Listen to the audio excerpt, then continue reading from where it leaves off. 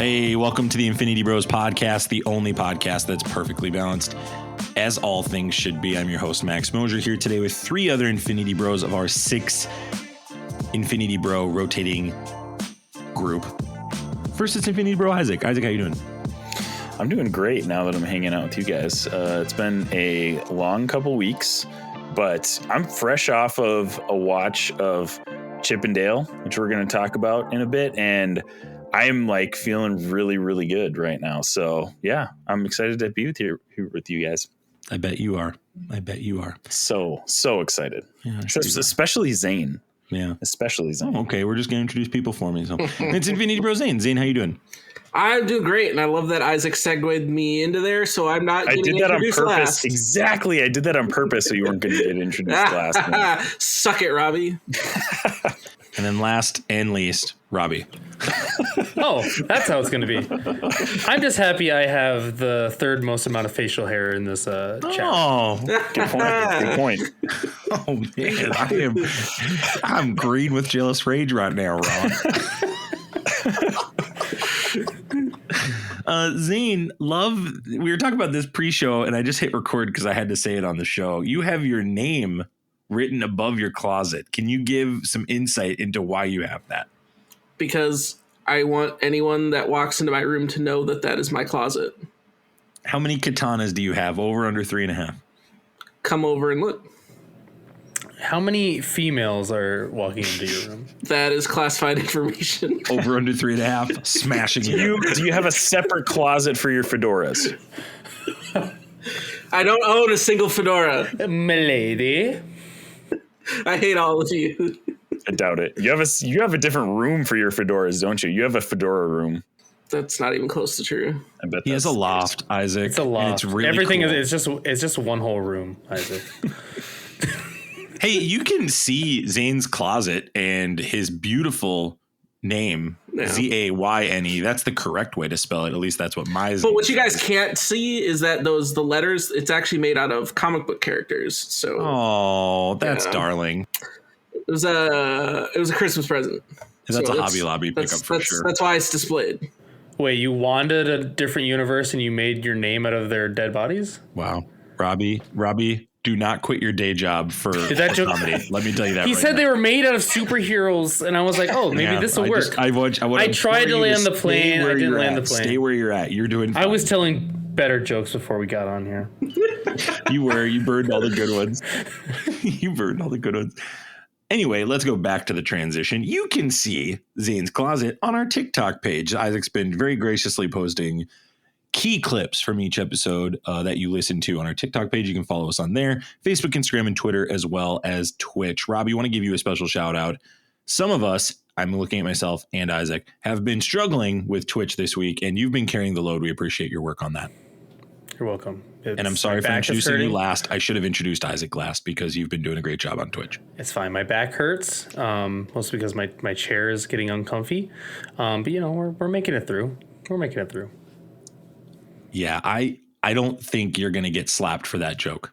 But you know what? I'm just glad that you're here. Disney Plus is doing big things. Now, through the grapevine, I've heard, and by I've heard, I mean I've read on the internet, that Disney Plus is losing subscribers, but I cannot tell because they are announcing new projects. So we're going to talk about the new She-Hulk Attorney at Law trailer. We're going to talk about the news of the Daredevil season 4 happening, starring our favorite Charlie Cox. We'll also get into a little bit of extra nerd news on the side of that. We're going to break down the season 1 finale of Halo. I know that it has been very divisive on this show on where we stand on Halo. So where do Infinity Bro Robbie, Zayne, and Isaac stand on it? Because I will never watch this show. It's not going to happen. So you're not going to hear my opinion. But for some of you, that's a good thing. You're like, oh, thank goodness. And then finally, we this kind of got shoehorned in at the end. You're seeing it if you're reading, the show notes. But we're going to talk about Chip and Dale Rescue Rangers, maybe one of the most underrated movies of the year, sneaking into our review. So good that we had to talk about it. A little bit of a pre-spoiler of our discussion. But that's about it. And also, we want to make sure we take a moment, Isaac, to promote coffee. Isaac, will you tell our friends at home what your favorite cup of coffee is? Well, I can tell you what one of them is. It is the Many World Taverns Great Old One. Many World Taverns is an awesome coffee establishment that you can use code The Infinity Bros and get some fun, different types of coffee. And I will tell you, I ordered some Great Old One, which is their dark roast. Stuff is delicious. I love any dark roast, but this dark roast especially is incredible. And they come with some amazing little trinkets and stuff. Like, I was just expecting coffee when I ordered it, but I got a gaming card that described the coffee that I bought. That actually, they're just now announced that you can use these as magic tokens, which I don't know much about, but Robbie probably does. Yeah, so you can use those tokens as like little 1/1 creatures. They're going to put like 1/1 on the back, so you can use them as like when you summon a creature, and there's a little guy on the side. So now you can use them for that, because Jared has been using them without that so far. It's incredible. So now they're like officially going to be like incorporating that into it. And then they also come with a little cat sticker, which I know Matt probably appreciates. So all in. Incredible coffee. Make sure you guys check out Many World Taverns and use the Infinity Bros to order your coffee. And as a new bit in segment, every time we mention these guys, I'm going to give a coffee joke. So Zane, oh gosh, who did Han Solo owe coffee to? Jabba the Hutt. Very good, Zane. Very good. Very good, Zane. Very good. Hey, you know what? It's better comedy than Robbie. Am I right, guys? It's better comedy than Robbie. Better comedy than Robbie. Yeah, there we go. And that is how we lost 15 subscribers in one day to our podcast. We would have to have 15 subscribers. We have 15 subscribers? That's amazing. Hey, you know what? I heard through the grapevine on our Discord channel that we have a listener out in the UK. So I want to give a shout out to, I believe it's Daisy. Am I correct on this, Isaac? Yeah, you got it. Sounds Lord knows Zane isn't looking, so I got to ask you. So, yeah, shout out to you, Daisy. Thanks for listening. We hope you're doing well. Hey, let's head over to She-Hulk. Let's talk about She-Hulk Attorney at Law. We're going to talk about the trailer. So if you're somebody that doesn't want to be spoiled about this trailer, take a look at the show notes in our timeline and skip ahead to some other stuff. But before we get into the trailer, I want to make sure that you're familiar with our rating system and how we rate things here on this podcast. So I'm going to go ahead and put that rating bumper right here. Here on the Infinity Bros podcast, everything is ranked from a 0 to 6 point scale. 0 meaning horrible, and 6 meaning absolutely excellent. If all of the Infinity Bros rank something a 6, it gets an Infinity Step. To be completely honest, I totally thought when you said Isaac before that you were going to call me out for not giving the rating bumper on half of our episodes instead of, introducing the coffee segment. So, well, I got to tell you, Isaac, it's not that I'm mad. I'm just disappointed. I mean, at some point, you're going to have to step up and intro it. I mean, I usually do. It's just about halfway through the episode when I realize that I've forgotten to do it. Right. So, yeah. Good times. Thank you. We're going to spoil Chip and Dale down the line as well. So, Isaac, this is the other bumper we do. I know you forget one, but we actually have two. Yeah, I know. So I'm going to make sure you know about this. We're going to spoil Chip and Dale in the season 1 Halo show. And I think we're going to talk about maybe some little bits too of some things that we might know about coming up with She-Hulk, certain characters hopping in. So we're just going to go ahead and give you for the whole episode, spoiler warning. We're going to put that right here. This is Prepare yourself. an Infinity Bros. Prepare yourself. Spoiler. Warning. Little bits. Do I keep that little bits like during? Please. She-Hulk Attorney at Law Jennifer Walters navigates the complicated life of a single 30-something attorney who also happens to be a 6'7" super hulked hero. I said that backwards, superhero Hulk, but that's not from the point. Tatiana Maslany stars as Jennifer Walters. Mark Ruffalo is back. He's credited on IMDb for 9 episodes.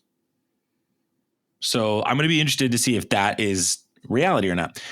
Jamila Jamil is playing Titania, She is from The Good Place. Fantastic actress. I'm really pumped about her. Tim Roth is returning as Abomination. Ginger Gonzaga is in it, as well as Josh Segarra. They are not credited for actors yet. And this is part of the spoiler warning we wanted to give on the front end. Benedict Wong is confirmed to come back as Wong for at least one episode.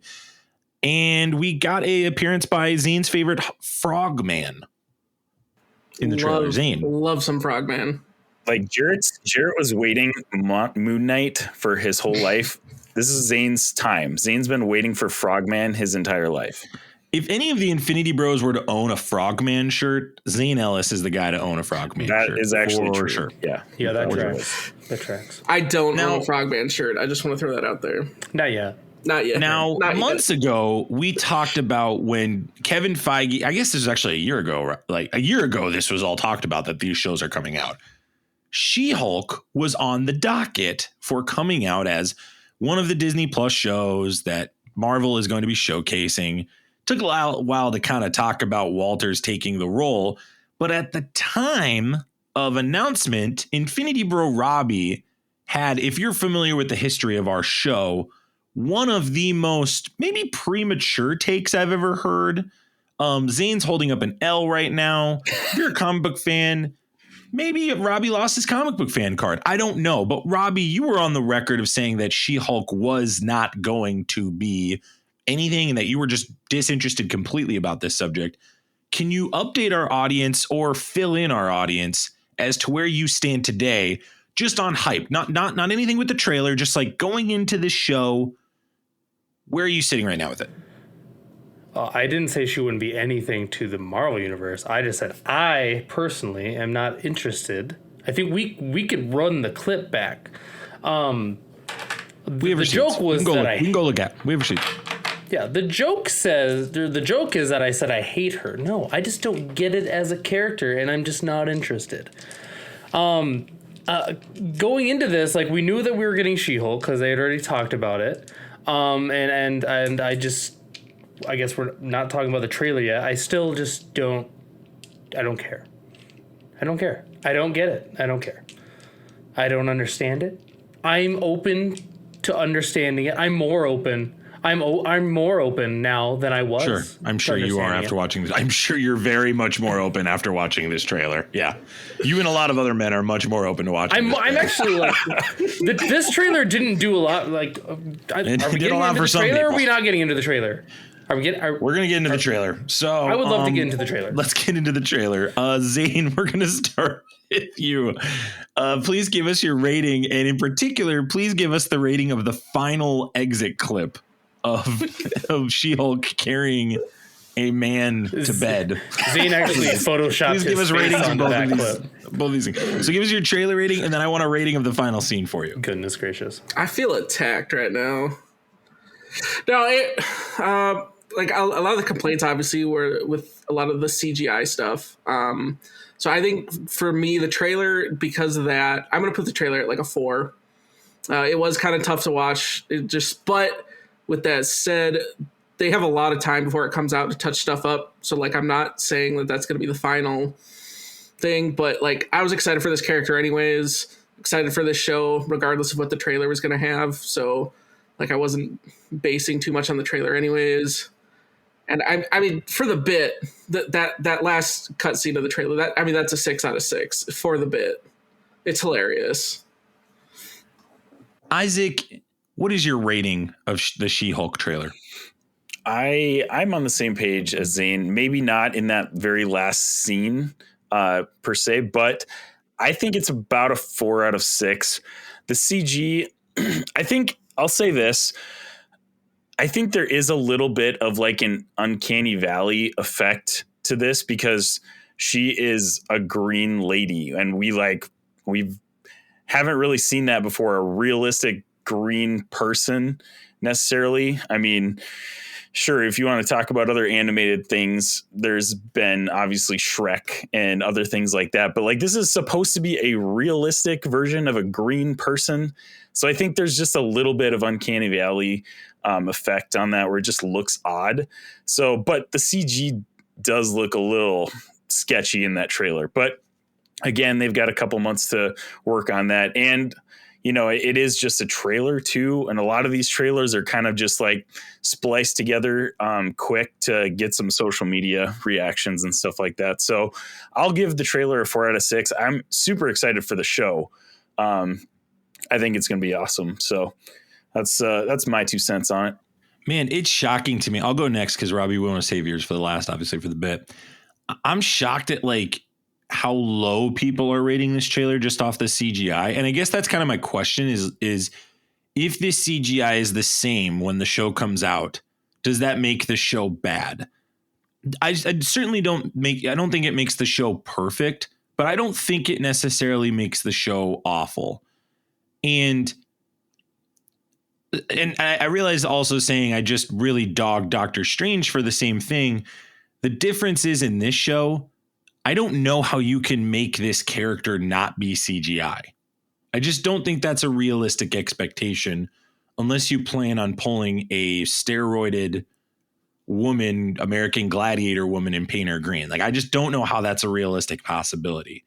So for me, I'm going to give this a 5.5 out of 6. I think it's a great trailer. And I think the only thing that is holding it back is the CGI. I'm really pumped for this show. I think this show checks all the boxes for me. And you talked, I think, a couple episodes ago, Robbie, on 116. Now it's like Ally McBeal. And I've subscribed to that for a couple episodes. And I like the direction of where it's going. But the other thing I really like, and my major criticism of Phase 4 so far, is it appears to be connecting very well to other things. So you see the Wong transition in Shang Chi where he's taking Abomination back. We see that cell here. It's little things like that that make me appreciate these more. And I'm excited to see Hulk pass off the gauntlet, so to speak, to She-Hulk. And I'm excited to see Jennifer Walters step into this world because to me, this introduces naturally Daredevil and other of our lower level heroes like Luke Cage and Jessica Jones. And obviously in the comics, Jessica Jones is really tight with Jennifer Walters. But there's other stuff I'd say. We don't want to talk too much because we got other stuff to talk about. But 5.5 out of 6, I push back on the CGI feedback in the sense of like, I don't know what people's expectation was. I agree it needs to be cleaned up. I'm not disagreeing with that part. I'm saying to majority audiences, I'm like, what was your expectation of her to just transform into a 6'7" hulked out woman? I just don't think that's realistic. I do think they could have made her more jacked. And I hope maybe they make that shift. So especially if they're doing like full CGI, which they are, obviously, like, why not make her more jacked? I mean, why not? I think it's a kind of a conversation on what an expectation of our society is of a woman, maybe, is what I'm trying to get at. And I would think that conversation is going to take place more when we talk about the show. So I don't think we need to have that conversation today, but that to me, Isaac, is because I know there's rumors that Marvel said she has to look a certain physique. I don't know what that means down the line. Part of me thinks this show is going to explore that conversation.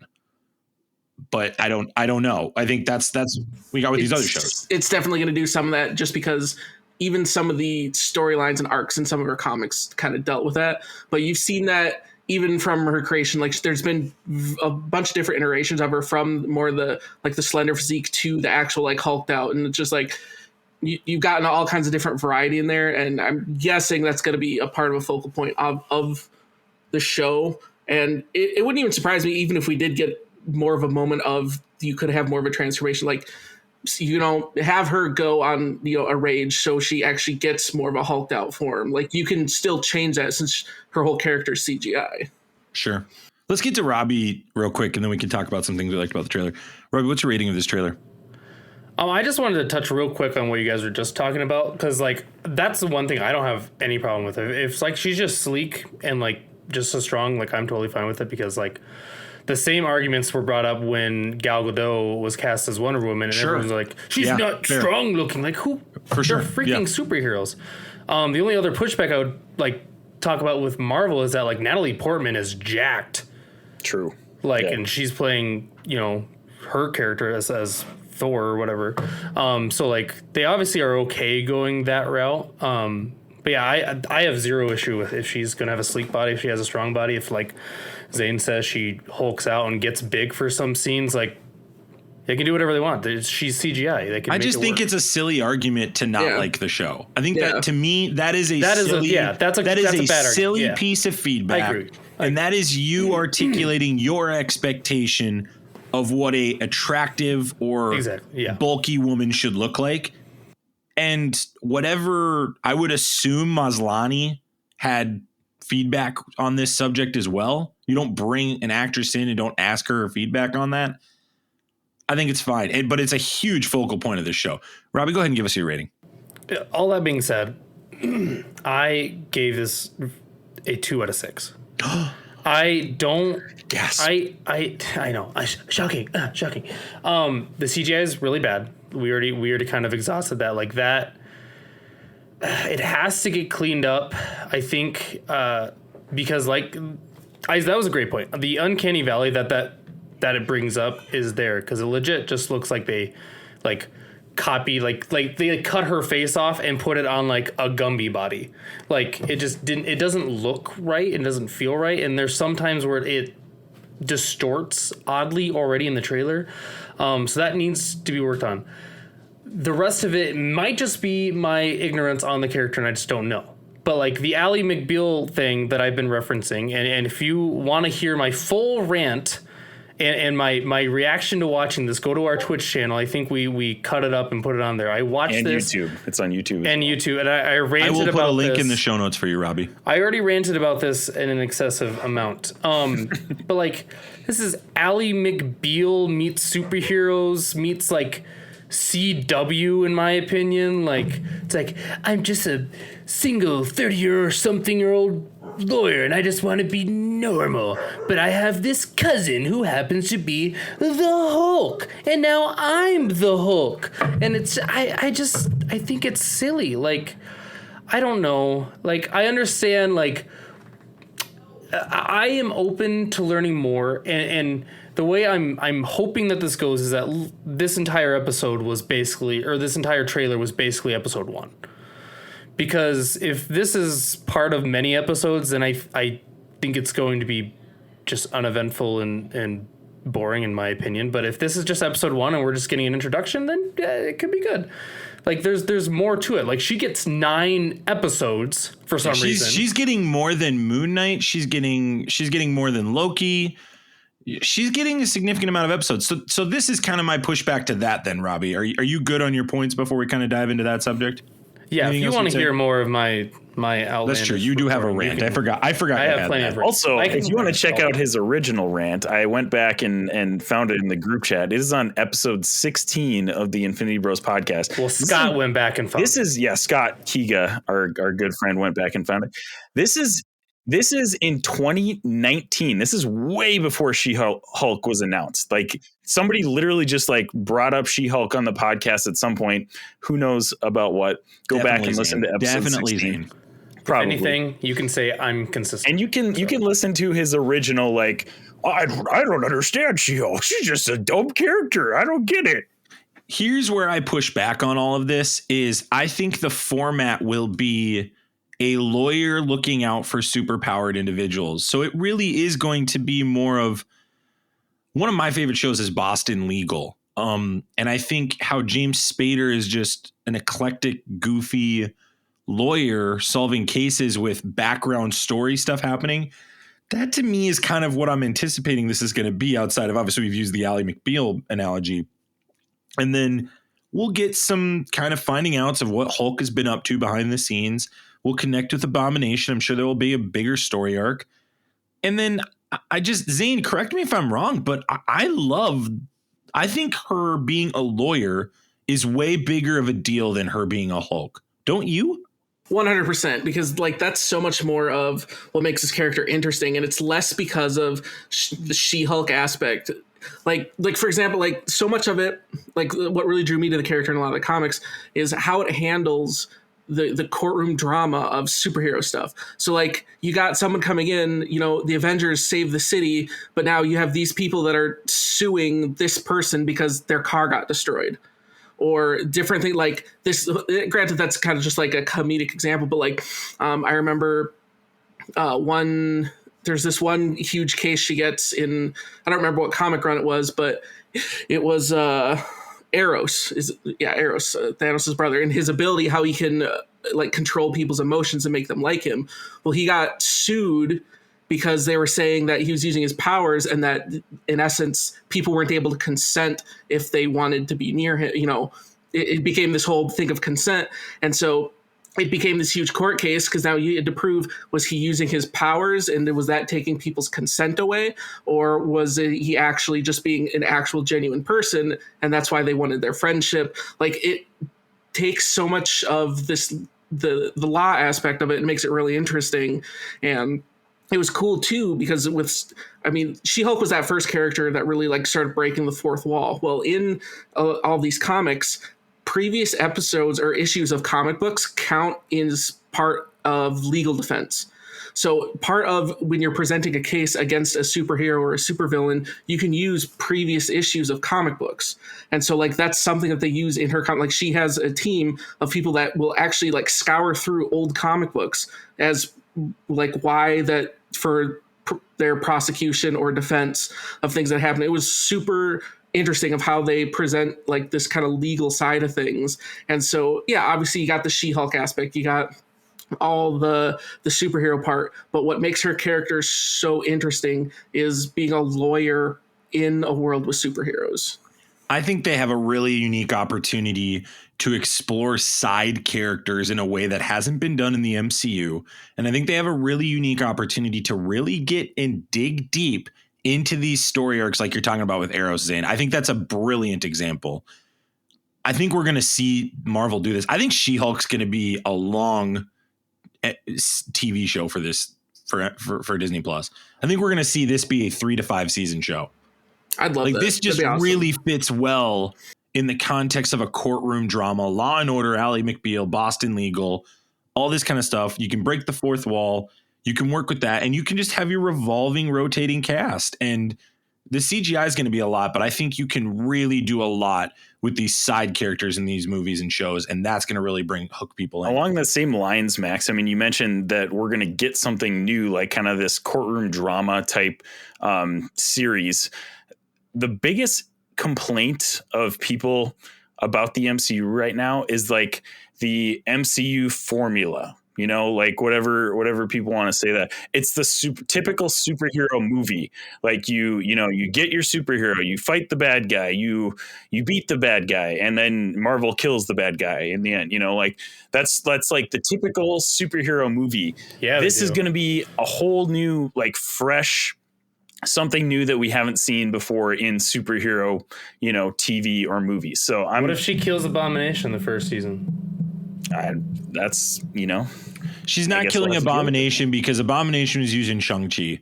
So there's clearly a plan for him, whether that's he teams up with Zemo or he's. And also she's a lawyer. Plans. So if like she starts killing people, she's going to have to deal with that in the courtroom. So that's not going to work out. Marvel characters don't have to deal with anything when they kill people. Stop it. I will say too, like just even in the short trailer, Maslany appears to have the chops for this. Like it already appears she looks the part well. I like her and Ruffalo's back and forth. I think there's some chemistry already, you can tell. And I think that's a big, huge, important piece of this because they're really going to have to sell us on Hulk giving her the powers. Like that's kind of the friction I feel as an audience member. They better coherently tell that story and bridge, because the last time we saw Hulk, his arm was done because of what he did with the Gauntlet. So now he is using both of his arms again. So my hope is, as a viewer, is that's explained coherently and that he is used in an effective manner, so that way he can be utilized down the stretch. I would really love to see World War Hulk, but that's getting into the weeds too. I think that's something hopefully they can set up. So here's the transition I want to ask you guys about. Obviously this week, Variety reports Daredevil is coming back for a 4th season. Then 4 hours before we got on, Disney Plus announced that they are hosting an Agents of S.H.I.E.L.D. watch party from 6:30 Pacific time to 10:30 Pacific time. My question to you guys is this confirmation that we are going to see all these previous side characters in these TV shows, or are they slowly going to trickle in? Like, do we think there's a chance Jessica Jones hops in as well as Daredevil, or maybe Quake hops in, Daisy Johnson?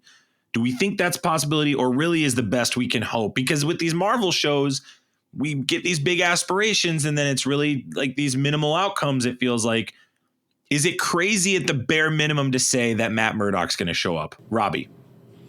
No, it's not crazy at all. I think the interesting thing is how are they going to traverse this? Are they just going to pick and choose? Is it all or nothing, or is it all in just Matt Murdock? Like, what are they combining here, and who gets to join? Because if we have to have freaking the guy who plays Iron Fist, oof. Like everyone else do you blame Finn Jones more than Netflix on that? I blame both of them because Finn Jones is not a good actor. Man, I don't know. I don't think Finn Jones is awful. I think they didn't help him out. They didn't help him. Certainly, I agree with that. Yeah. I think I'd blame more Netflix, but I'm not saying I need Finn Jones back. I'm just saying for me, I looked at it as Netflix just really gave him a awful, 2 seasons to work with. The only thing we need from that Iron Fist show in current MCU properties is Colleen Wing. That's it. That's a good point. Good point. That's all we need. That's the reason I would say he is coming back, Robbie. Or I think he comes back for a minimal time. He transfers the Iron Fist authority to Colleen Wing. They kill him. You kill the Batman. He becomes a villain and they kill him. Yes. He's a Skrull. He's a Skrull. Perfect. He's a Skrull. Boom, roasted. Problem solved. This is perfect. Okay. Isaac, are you expecting more than Matt Murdock, or are you even saying Matt Murdock is far-fetched to potentially show up in the show? I don't think it's far-fetched. I mean, we've been talking about this on our podcast for a long time. Like, this is a perfect opportunity for Marvel to bring in Matt Murdock into a courtroom show. Like, this is the perfect storm. And that would be like the best cameo that you could honestly, because this show is obviously going to be focused on the courtroom, which I think is going to be fantastic. So I think that would be probably the best cameo you could get. Is she walks into the courtroom, and who is she facing in a court case? It's Matt Murdock. Like, that would be intense. See, to me, I would interject and say, and this question's directed to you, Zayne. Is there a possibility we see Jessica Jones before Matt Murdock because of the relationship they have in the comics? I think yes, because of Jessica Jones and her whole private eye ability. Well, not ability, but because she's a private eye. And I think there's not only the friendship that they have, but then that just seems more of a, hey, you got this really smart lawyer, and hey, you also have this private eye friend. Like, that's how you're going to get some of these scoops and try to figure some of these things out. Like, I feel like we could probably get Jessica Jones a little more possibly established, but I think we're going to get them both. I think we're going to get Jessica Jones and Matt Murdock just because they both fit very well in what this show can bring. I think this show is going to be the most cameo-filled show. I hope so. And maybe that's like setting my expectations too high, but this show feels like the perfect opportunity that every episode it has a different person from a different movie or show. It just feels like a layup there to me.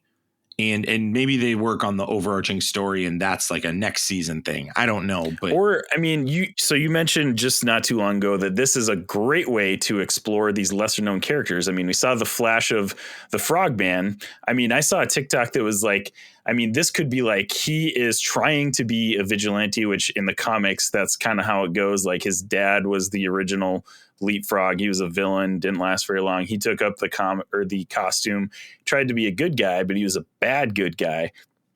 Could this specific case with Frogman be that he did something while trying to save somebody? They sue him for it. And Jennifer Walters has to be, the person defending him in this case. Like, you could explore so many little characters, not even cameos necessarily, but like smaller characters that haven't even been introduced into the MCU at this point. You could bring them in like that. And I think that would be a fantastic way to get to know some of these like smaller characters and just broaden the MCU like horizon. Yeah, this show has the ability to really connect a ton of dots, Isaac. Yeah, This show is the connector for sure. This is gonna be exciting. So 2 out of 6 for Robbie, 4 out of 6 for Zayne and Isaac, and a 5.5 out of 6 rating of this trailer. You can check that out on YouTube right now. Let's transition over to Halo. Season 1 is done with the creators of Stephen Kane, Kyle Killen. Aliens threaten human existence in the epic 26th century showdown. The TV show is based on the video game Halo that apparently they didn't watch. You don't watch a video game, you play it. No, thanks, Zane. Pablo Schreiber plays Master Chief. Shabana Azmi plays Admiral Margaret. How do I say her last name here? Parangoski? Is that how am I saying that right? Yeah, Parangoski. Yeah, sure. Parangoski. Fantastic. Natasha Kolzak and Olive Gray are in it as well as Bentley Kalu and Yurin Ha. Gentlemen, go ahead and give us your rating and thoughts on the season 1 finale. Robbie, we're going to start with you. We're just doing the season 1 finale or all season? Just finale? Let's do both. Let's do your thoughts on the season 1 finale and the season as a whole. I give the season finale, I actually didn't hate, surprisingly. I gave it a 4.5 out of 6. I think I feel comfortable with that. I couldn't give. I thought about a 5, but I was like, no. I would give this. Did the twist work for you? Yes and no. Mostly yes. That's kind of why I give it a 4.5 out of 6 because I'm hopeful. I give the series so far as a whole a 3, and I think I'm being gracious giving it a 3. That's very generous. I think I'm giving it a 3 because the final episode kind of gave me a reason to actually come back. So I have hopes that the next season will be better. And now that we also have a better understanding that this is not the Halo that we know and love, it's the Halo they decided just to do for some stupid reason. They've made some terrible, terrible decisions. They shouldn't make those decisions, and they've messed up really, really bad. This is at best a 3, and it's only if they can fix it in the next season. If they then go to the next season and just like turn everything that happened in the final episode around instantly, yeah, I'll be disinterested and I'll probably be done with it. We did give the spoiler rating on the front end, so we are going to spoil this episode. So this is Robbie was very cryptic, I think. Thank you, Robbie. But just going to give you one more warning. We're going to spoil it before we head over to Chippendale. So Isaac, go ahead. Did the twist work for you? What's your rating on the season and the season finale? The twist worked for me big time, actually. Like I was kind of on the opposite end of Robbie. So Robbie, if you go back and listen to some of our episodes where we've reviewed Halo, Robbie basically hated this out of the gate. Right, Robbie? I mean, like, correct me if I'm wrong, but like episode 1. Not out of the gate. Episode 1, I didn't mind. It started you on the wrong path because, I mean, Master Chief starts taking off his helmet early. The helmet coming in the off series. Once that was kind of was fine. Like, it was that he just wouldn't put the freaking thing back on. And then it was like boring as heck for 3 episodes, then a decent episode, then boring as heck for 3 more episodes. And then like the finale was okay. So I was started off kind of on the opposite side. I and I've mentioned this before. I'm not like a huge Halo guy. I've played a few of the games, but right out of the gate, I thought this was a pretty decent series. I was having fun enjoying it, and man, I just felt like the dialogue just gets worse as the season goes on. It gets real bad by the end of it. But the finale episode actually was pretty decent. So I'm going to give it a 5 out of 6, the finale. I absolutely love the twist that John dies and Cortana takes over his body. And this kind of starts to look like the Master Chief that we know from the games. Like when Cortana takes him over, she's not talking. She's just like looking at and nodding at her teammates. This kind of looks like Master Chief. And that's the hope that you're kind of talking about for all gas, no brakes. Season 2. Right. I thought that was fantastic.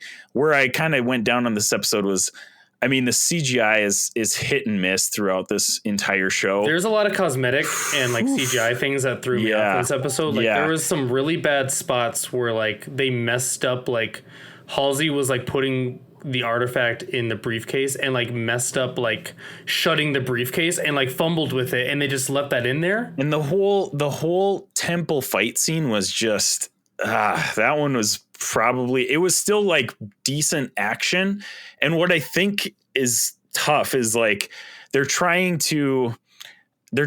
this in between thing of like, all right, we want to make it as similar to the video games as possible, but we also want to make it kind of a realistic TV show feel. And it gets kind of muddled in the middle of that somewhere, and it kind of ends up flipping back and forth. And it just took me out of it, honestly, for almost that whole fight scene. Like, I think I liked this fight scene better than I liked the first one. I think the problem that they have with it, yeah, really, wow. I like how they did this one better. I think what was hard to watch is they made it almost like a Halo level. Right. And like so they got rid of everything around this sanctuary, and it just made it feel very empty, and you could like tell this is like a small set that they're working with. Right. And you're like, let's make this feel like full. Like let's have like it looked bad because then they get the wide panoramic shot of like seeing all of it, and you're like, this looks bad. You should right. It was kind of like almost like comparable to Civil War, Marvel, where they kind of pan out on the airport, and it's like you can't even really see anything's happening because all the heroes are so small and they're like fighting in the middle of the airport, and it's like, okay, that's kind of a weird shot. Like, don't know why we needed that, but anyways, like, yeah, I don't know, dude. Like, they kept flipping back and forth between the Spartans in their helmets and like back to, you know, kind of a first person shooter, first person and third person. And I don't know, it just took me out of it for that fight scene. But the action in general has not been bad throughout this whole show. Like, there's been good action. There has been pretty boring parts of the season. I'm going to give this season a 3.5 out of 6. Like, it was good enough for me to keep watching, but this is not a show that I will go back and watch ever again. And I actually was talking to a guy at work who is a Halo guy, and he was kind of asking me how the show has been because he hasn't watched it yet. And I was like, all right, dude, I'm going to just say it. Like, if you have access to Paramount Plus for free, I don't think it would be bad to give it a shot. I think you might be able to appreciate it. Don't spend money on Paramount Plus to watch this show is basically what I told him. I don't think it's worth your $5. It's not worth paying money to see. So if you have access to it for free, give it a shot. You might enjoy it a little bit, but I disliked this show more and more as it went on because the dialogue is just, it gets rough, dude. And I understand kind of what they're going for, but Jarrett made this comparison that the dialogue seems like a CW show, and it rang in my head throughout the season when it went on. It's a good sci-fi. Yeah, show. right. Exactly. That's the other thing I would say. Like, if you're going into it not a Halo fan, you might enjoy this more because like this is as a sci-fi show, this is probably like a 4 out of 6. Like, it's a decent sci-fi show. As a Halo show, this is probably a 2 out of 6 Halo show.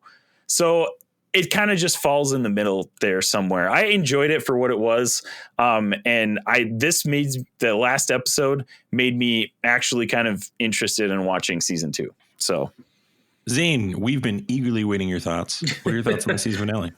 Yeah, like I enjoyed it. Like, kind of just like what Isaac said there. Like, I give it like a 5 out of 6. Like, there's decent action. There was still a lot of just some clunky. Yeah, like they tried too much of like, hey, we're gonna make this like a video game, and like I can respect when you want to do that, and make some of those callbacks, but it's just like, like you either got to kind of commit with making a video game route, or you got to kind of commit with making a TV show. And they tried. Sorry, not to interject, but like that's exactly what I'm feeling. Is like they already decided earlier in the season we're not going the video game route, and then this episode they're kind of like, oh, you know, let's do the video game thing. But they did it the first episode, so like I think that was pretty. I don't know, dude. I was ready for the first one. The first one I enjoyed, and this one just didn't seem quite as. But I'm just saying they never went away with it. Like they just there was no action in the middle of the series, so there was no reason to do it. Finish up your thoughts, Zane. Finish up your thoughts. Just finish on it. Like, I liked it for what it was. Like, it's the show as a whole, like I want to put it as like a 4, but I think I'm going to go 3.5. What Isaac said, literally, because Quan is the worst thing about this show. Oh, dude, Didn't even watch that. mention Like her, dude. so like I think they're setting everything up with her story that on Madrigal there, that her family's like the protector, whatever. I think. Well, I think the thing they that don't even mention her in the finale. Like they're just like, I'm gonna skip every part with her and just. Well, I think it's going to be a plot device because I think what's on Madrigal is a teleporter to the Halo. So, but that's beyond. Like I think that's a season Madrigal 2 thing. Explodes. That's what I hope. Just ends. Yeah. I hope a Death Star comes out and blows it up. Halo just completely destroys Madrigal. But I took a lot of it. What it's meant to do. It's like a what if story on Halo. Like it's not really. It's a decent for a sci-fi show. Misses a lot of beats with Halo, but when you come into it, like this is like a what if offshoot Halo story. Like it works. Like I said earlier in like an earlier episode, they kind of set the parameters of what they're doing. And they're doing things differently, but at least they're explaining why they're doing it. And for me, I can make concessions on that because as long as you're trying to, make that attempt and connect those dots, they might be different, but as long as it still works in the aspect of the show you're providing, like okay, like I'm fine with that. And so yeah, like I'm excited to see what season 2 can do. And the writing, yeah, it gets really crunchy in the dialogue. You're just like, oh my goodness. The acting gets bad. Like when what's her name ran into the room when the fake Halsey was dying, and she was like, "What's going on? What's going on?" Like it was so bad. I was like, "Are you acting right now?" They kept this like they weren't like, "Hey, maybe you should be a little more dramatic. She's dying," and they were just like fine with this. Like this is fine. Let's move on. Like it's so bad in some spots that it's unforgivable. It is that bad. And Quan kind of like just embraces the whole teenage angst that you would expect from a CW show as well.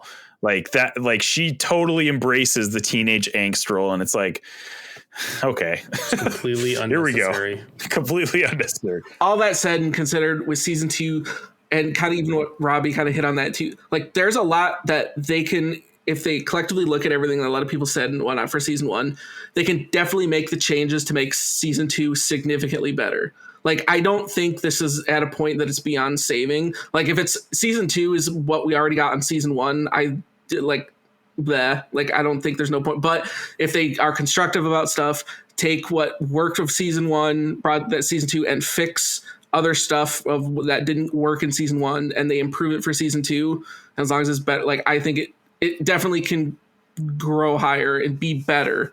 Like it definitely has the framework there to be better than what we had in season 1. I think it just all depends on, and I only gave it a 3 because I'm hopeful for this, that it depends on if Cortana's still in control and Master Chief is if he's the actual demon that the Covenant fear, because they kept calling him the demon and he just didn't do anything. So right. like they had a big guy that could take care of him. So like, why is he the demon? The guy took care of him twice. Like, so, but if Cortana's in control for most of it, and like we just hear that guy's voice, and like we barely see his face, like I think season 2 could be really good. If they switch everything, like I could see them doing this because they made some really dumb mistakes this first season. I could see them just being like flipping it back episode 1 of season 2, and if they do that, I'm done. Like if they go back to him being completely in control, and we're not going to get like do my job, Master Chief, then I'm going to be done with. I will legit just stop watching it. Like I want this show to be, and I sound like such a fanboy, but I want the show to be what Master Chief is, and right now it's not.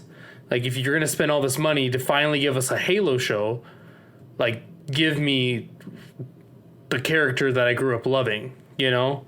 Like don't give me your made up BS because you decided not to like play the games. You know, I don't know. I'm concerned, but I'm hopeful that they will follow suit with this last episode and that they'll take the criticism that they've gotten and work with it for the next season. You can check that out on Paramount Plus right now if you want. Don't spend money. If you I have don't know $5, if the reviews are saying we should watch it. You got the finale out. You could probably get like a week free trial, burn through it quick. Or if you have Game Pass, you get a 30-day free trial. You can just binge the whole thing and decide. I'm going to stop if you everybody like it. right there. Paw Patrol's on there.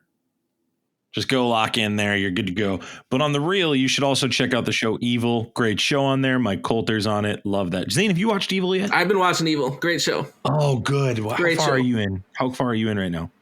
I'm still just in season 1. Oh, man. Good. Great show. Season 3 trailer just came out, so it's good. Let's transition to the final topic that I don't think any of us thought coming into the morning, that we had a plan 2 days ago as to what this episode was going to look like. And then this morning came out and I woke up and I was like, I'm going to watch Chip and Dale just for hot or snot, thinking I was the only one that was going to watch it. And this bad boy was bananas. And I'm just going to go ahead and get all the IMDb stuff out of the way so you can know what we're talking about. This is set 30 years after their popular television show ended. The chipmunks Chip and Dale live very different lives. When a cast member from the original series mysteriously disappears, the pair must reunite to save their friend. The director is Akiva Schaffer, written by Dan Greger and Doug Mand. It stars Andy Samberg, John Mulaney, Kiki Lane, Will Arnett, Eric Bana, Flula Borg, Dennis Haysbert, Keegan-Michael Key. Tress McNeil actually does come back. She reprises her role as high-pitched Chip. And Seth Rogen, J.K. Simmons are in it as well. I'm not going to give away one of the cast members. This is your final spoiler warning. Here's something I'm going to say before we talk about this. If you haven't watched this, I strongly encourage you not to hear our review, because there are so many cameos in this one that if you can somehow dodge who is in this movie, the experience is just delightful. And that is what happened to me this morning. I had no clue who is in this, and I was just blown away. So I'm just going to go right out the gate. 6 out of 6. This is one of the best movies I've seen this year. Right now, if we were doing the Stan Lees right now, this is on my top 5 list for sure. I've really, really enjoyed this movie. It's a great palate cleanser after Doctor Strange Multiverse of Madness. I really feel like Disney really can do more movies like this. This is kind of these are the movies I'm looking for. This is the real Multiverse of Madness right here. Well, no. That's Everything Everywhere All at Once. Don't say that. Okay.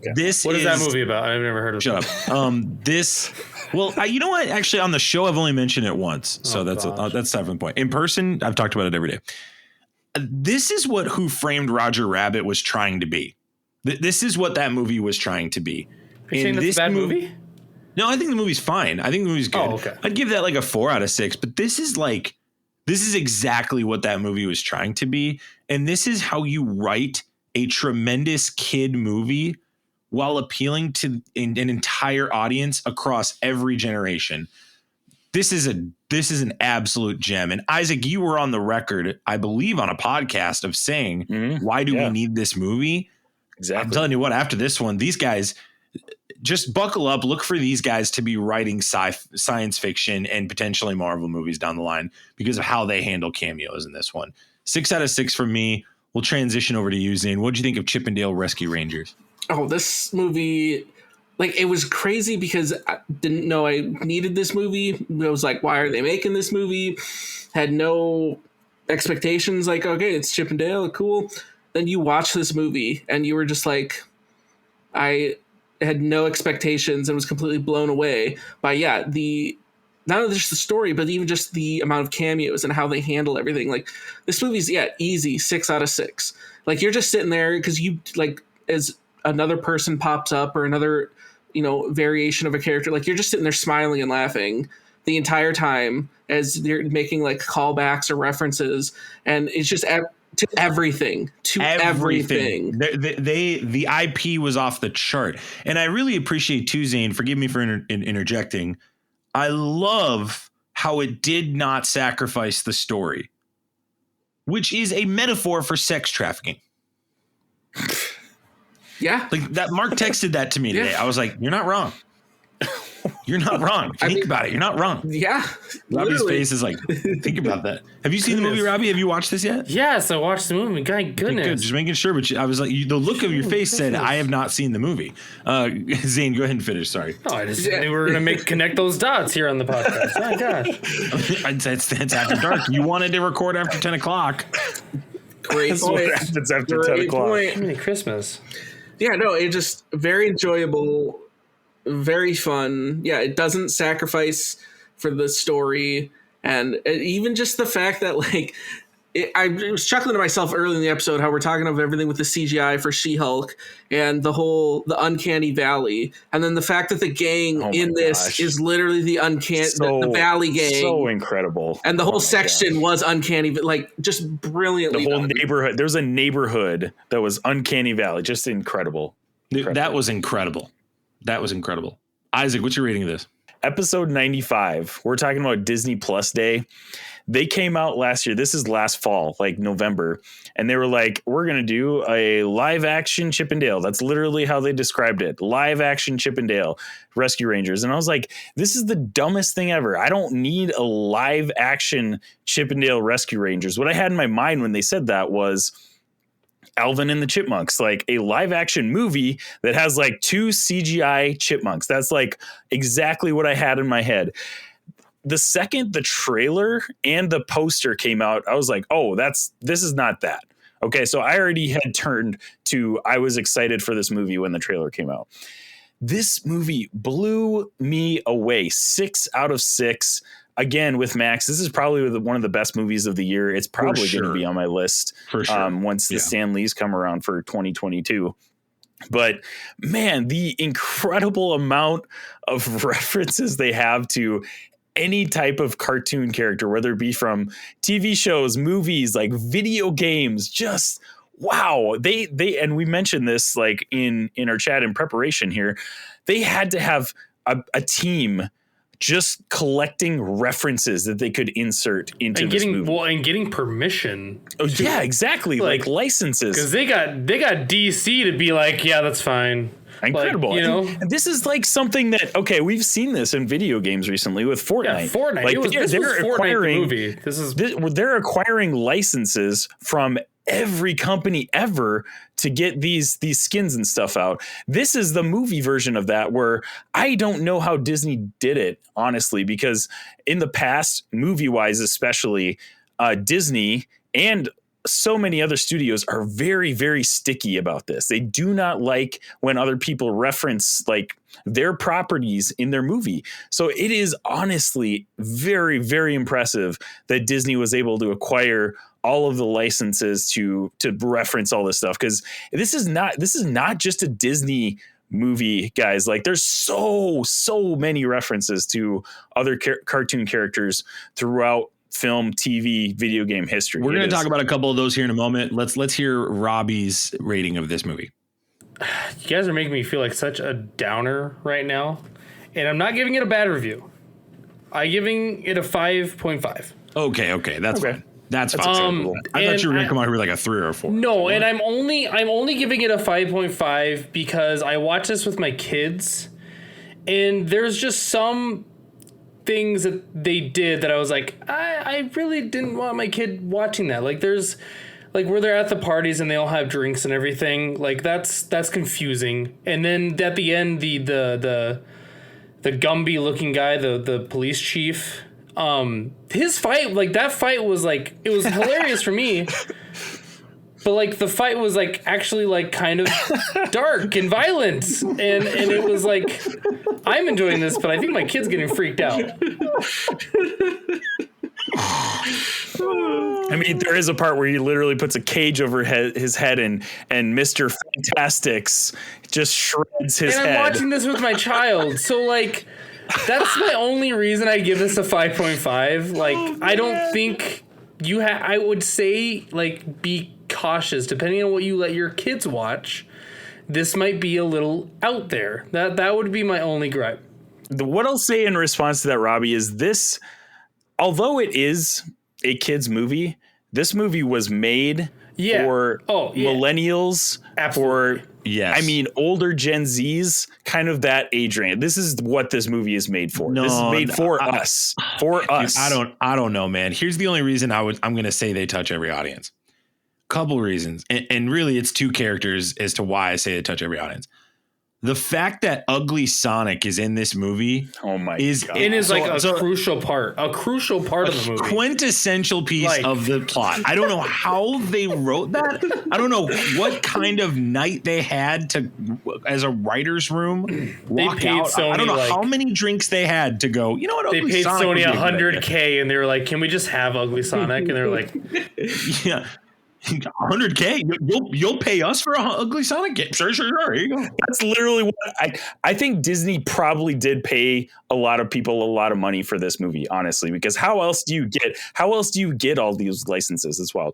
But 10 years from now, this is going to be the most bizarre part of this movie, is the Ugly Sonic part, because that's like a phenomenon that almost, I mean, it's ingrained in us because we like literally were a part of it. 5 years from now, people probably won't remember Ugly Sonic. And they will. They definitely will. The fact that they focus on his teeth is just wow. When they did that with both Chip and Dale in different parts of the movie, my mind was blown. That was incredible. Dude, I told you, I texted our group today. I said, Isaac and Zane's minds are going to be blown because those are the two biggest Sonic movie fans I know. Wow. Are you two? Wow. I'm like, these guys are going to go bananas for this cameo. Now, question for you guys, was this spoiled for you? Yes. Sonic Dang was, it. yeah. Oh, Zane, I'm so sorry. I'm so sorry. IGN freaking posted, we got a video game character, but their picture was freaking Ugly Sonic. So, like, it's completely right. You open up the internet and it's there. I couldn't believe it. Here's the other reason I think it reaches other generations. Randy Marsh from South Park is just in chilling, in a towel. Randy Marsh is not only chilling, he is in a scene that is, I mean, just I'm so thankful for Mark and that he got to have that moment. I can just envision the giggle that Infinity Bro Mark had seen. And Butthead is a senator. Butthead for president.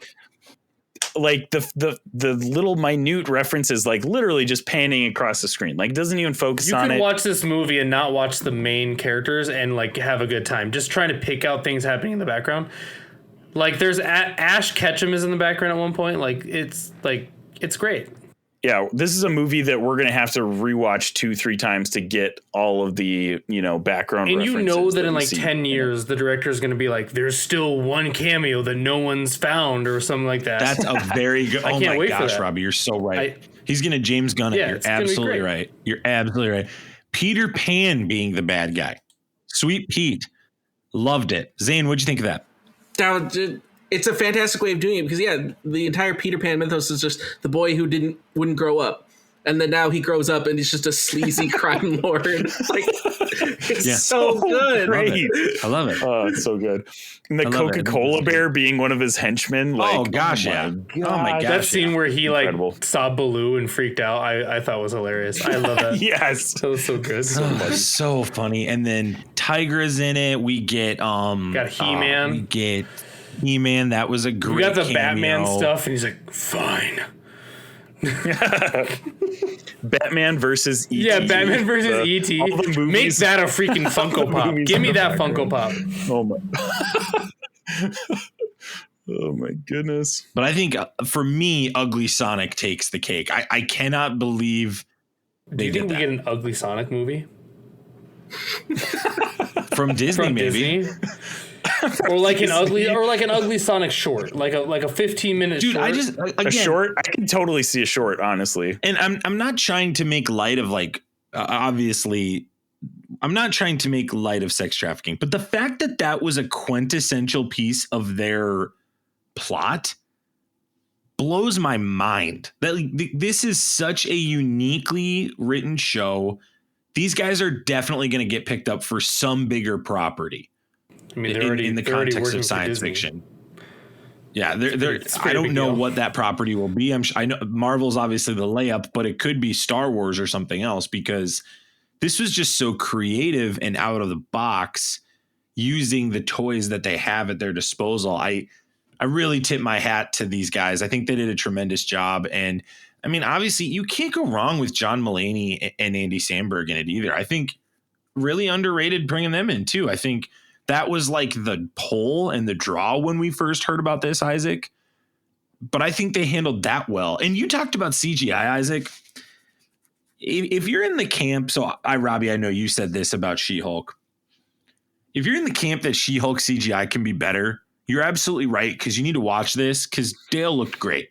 He looked amazing. And the fact that we got a 2D animated character and a 3D animated character as the main protagonist in this, and they work together real and world setting. They look good on screen. Like so the animation in this live action movie is incredible. Like they did an amazing job. That's why there's no excuse that She-Hulk looks the way she does, even if it's a trailer. That's why I think it's inexcusable. That's fair. I think that's a fair piece of feedback after watching this. This is gonna win best animation for an Oscar, I think. Just because of how much they had to do. They had think of how many layers you have to put on for each shot. I mean, if we're hosting the Oscars, yes, but the Oscars is dumb, and they probably won't consider this an animated movie. That's a good point. That's a very good point. They're gonna consider this live action. Yeah, because the Oscars are. Yeah, it says in the article here with Hollywood Reporter. The only thing this movie was missing was Brendan Fraser. I like how do you? That would have been awesome. That would have been a great. So you're kind of making the Looney Tunes parallel here, then, Robbie. Do you think this movie's better than those? Those films? Yeah. Oh yes. Yeah, I think so too. I mean, it's. I mean, like Space Jam is kind of hard because Space Jam is just so nostalgic. Oh, this is better than Space Jam. It's probably better than Space Jam, but Space Jam is really nostalgic, so it's hard to fight nostalgia. That's fair. That's fair. And when we're missing, Seth Rogen too. His three characters. Yeah. Okay. Yes, that's what I was just gonna say, Robbie. The part where the main kind of one of the main antagonists that he voices is laying on the ground, and then three of his other animated characters come and look over him.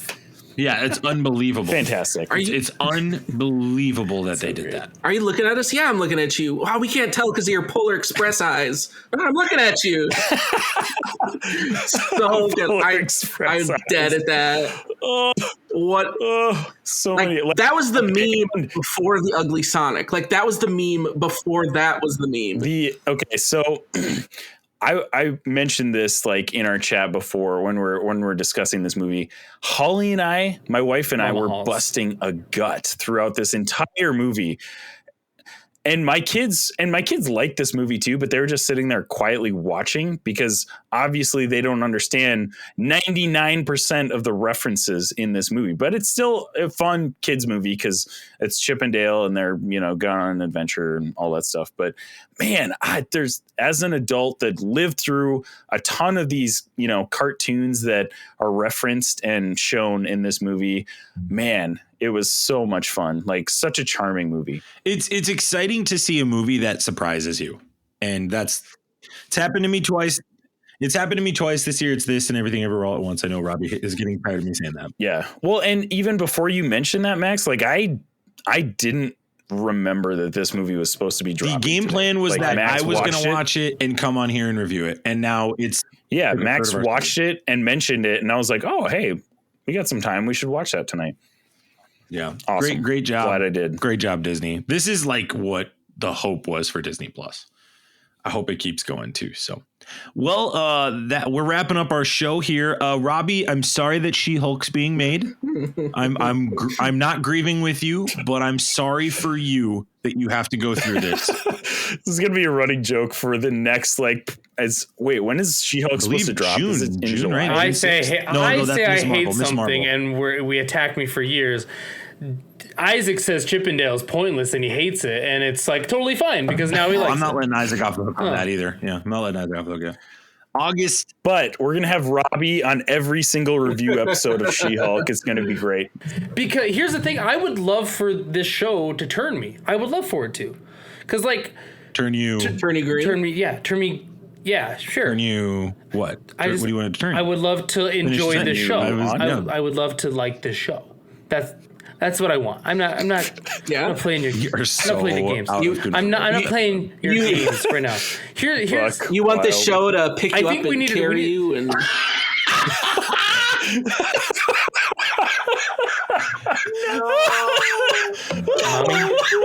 Mommy.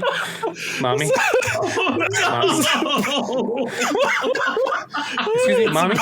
Mommy. It's the best scene moment we've ever had on the Infinity Bros podcast. You want to split fries with me? Like that's. Oh my god! Y'all gave this a good review. That's what I don't get.